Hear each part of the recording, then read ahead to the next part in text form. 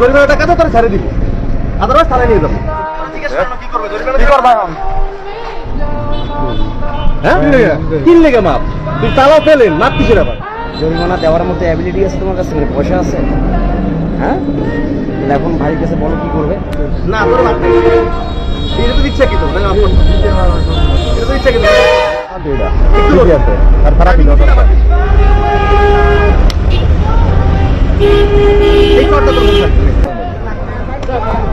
ভাই থাক আর মারেন না, থাক ভাই যান।